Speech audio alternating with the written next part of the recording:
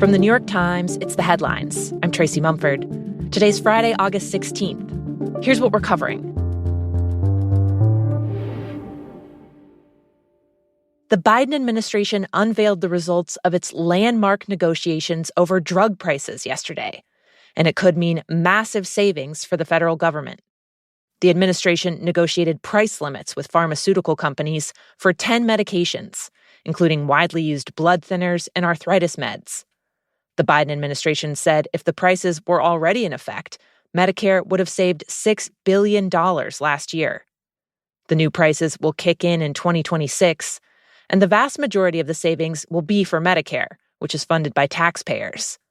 But the negotiations could also lead to out-of-pocket savings for some of the millions of Americans who take the drugs covered by the deal.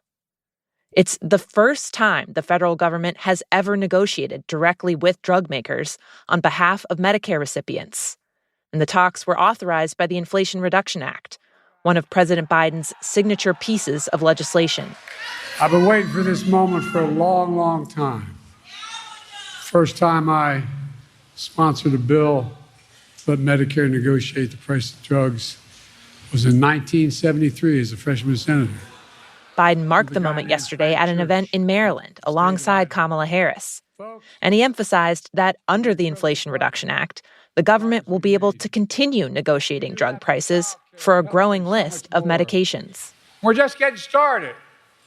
Under the law I signed, Medicare can negotiate lower prices for another 15 drugs next year, 15 the following, and 20 after that till every drug is covered.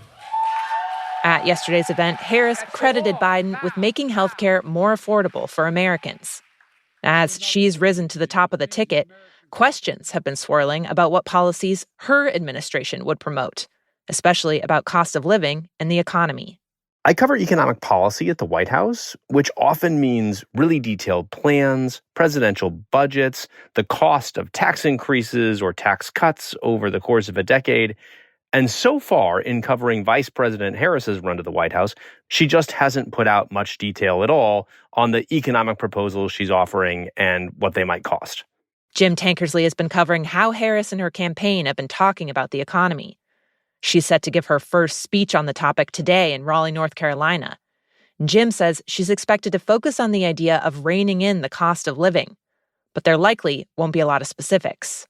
The strategy that many of Harris's advisors are kind of pushing her towards is something I call strategic vagueness. Like, you want to tell people in principle what your priorities are. I want to bring down housing costs. And you might flesh out some policies that would help do that. But the more detail you offer, the more you give your opponents to attack. And so if you don't have to put out that detail, the argument goes from her aides, why would you? You have plenty of time if you win the election to actually assemble a policy blueprint for when you take office. It was actually something that Donald Trump, her opponent, is doing too. He doesn't detail anything. He just sort of tosses out numbers every once in a while, but it has worked for him.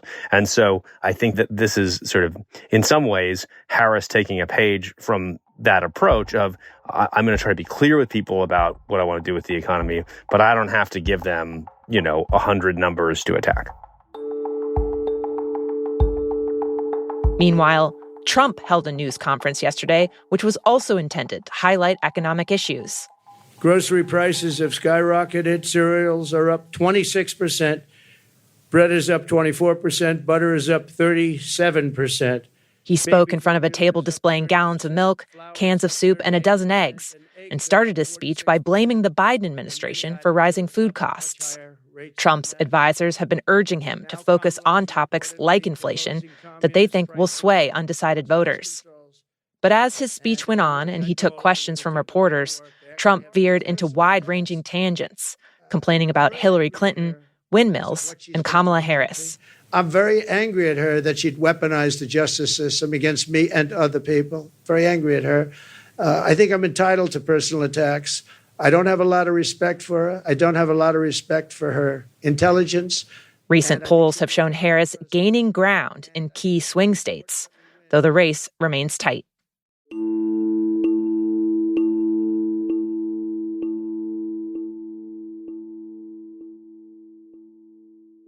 In the Russian region of Kursk, Ukrainian forces are continuing their attacks, more than 10 days after launching their surprise offensive across the border.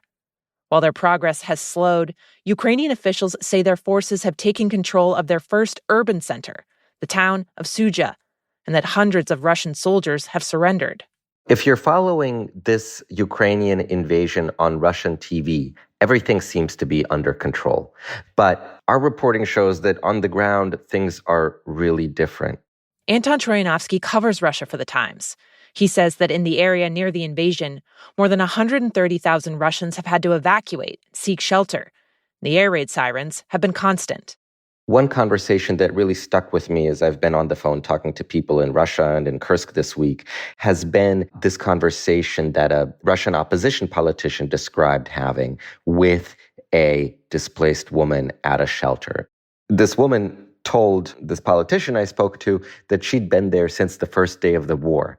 And then the politician realized that by the first day of the war, she didn't mean February 2022 when Russia invaded, but she meant last week when Ukraine invaded.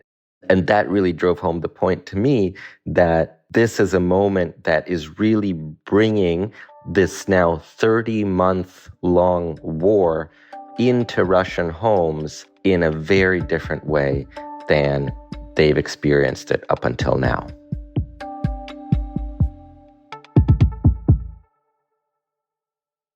And finally, we're here today to announce federal criminal charges related to the death of the actor Matthew Perry. In Los Angeles yesterday, prosecutors announced charges against 5 people for providing ketamine to Matthew Perry, the star of Friends, who was found dead last year after taking the drug. The charges were filed against Perry's personal assistant, an acquaintance, 2 doctors, and a drug dealer known as the Ketamine Queen. These defendants took advantage of Mr. Perry's addiction issues to enrich themselves. They knew what they were doing was wrong. They knew what they were doing was risking great danger to Mr. Perry, but they did it anyways. Ketamine is a powerful anesthetic with psychedelic properties, and it's been increasingly used as an alternative therapy for some mental health issues. Authorities say Perry became addicted to it after using it to treat his depression and anxiety, and that he turned to illegal sources after a local clinic refused to raise his dosage. In text messages between the 2 doctors who were charged, one of them wrote, quote, "I wonder how much this moron will pay," and sold more than $50,000 of ketamine to Perry's assistant. His assistant told law enforcement that in the weeks leading up to Perry's death, he was giving the actor 6 to 8 shots of ketamine per day.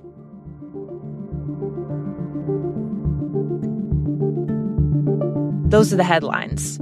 Today on The Daily, the climate consequences of America's dependence on air conditioning. You can listen on the Times audio app or wherever you get your podcasts. This show is made by Jessica Metzger, Jan Stewart, and me, Tracy Mumford, with help from Isabella Anderson. Original theme by Dan Powell. Special thanks to Larissa Anderson, Jake Lucas, and Paula Schumann. The Headlines will be back on Monday.